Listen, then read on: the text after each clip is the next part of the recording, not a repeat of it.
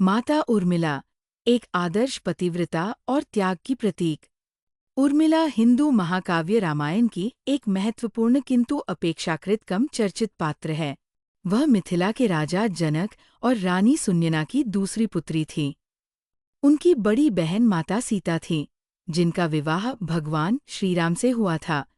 उर्मिला का विवाह भगवान श्रीराम के अनुज लक्ष्मण से हुआ, जो महाराज दशरथ और रानी सुमित्रा के पुत्र तथा शत्रुघ्न के जुड़वा भाई थे। उर्मिला का पतिव्रत धर्म और त्याग। माता उर्मिला को रामायण के मूक पात्रों में से एक माना जाता है, लेकिन उनका योगदान देवी सीता के समान ही महत्वपूर्ण है। जब श्रीराम को 14 वर्षों का वनवास मिला, तब उनकी पत्नी सीता और अनुज लक्ष्मण भी उनके साथ चलने को तत्पर थे। लक्ष्मण की धर्मपत्नी होने के नाते उर्मिला भी उनके साथ वन जाने के लिए तैयार थी, लेकिन लक्ष्मण ने उन्हें अयोध्या में रहने का आदेश दिया। लक्ष्मण के इस निर्णय के पीछे एक गहरी भावना थी।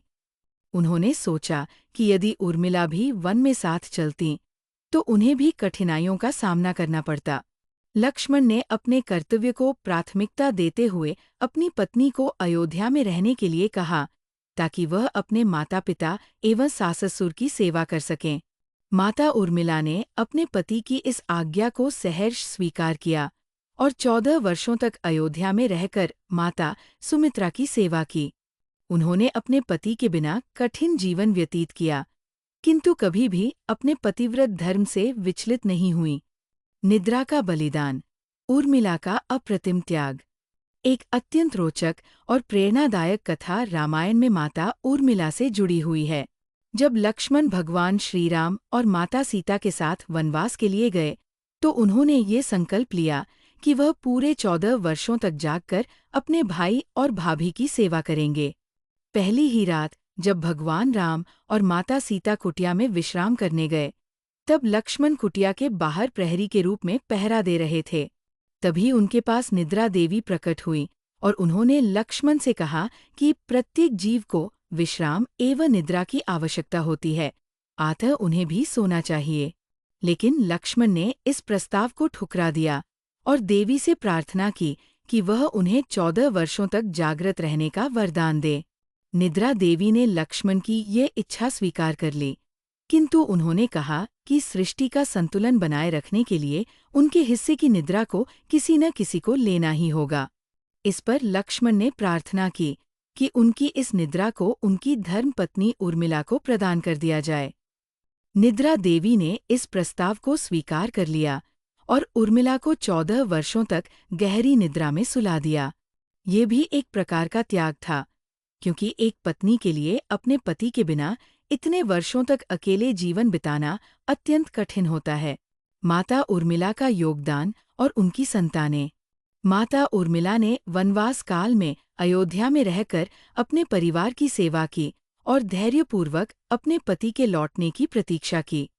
जब लक्ष्मण वनवास समाप्त कर लौटे, तब उर्मिला ने अपने कर्तव्य और पतिव्रत धर्म को पूरी निष्ठा के साथ निभाते हुए उनका स्वागत किया।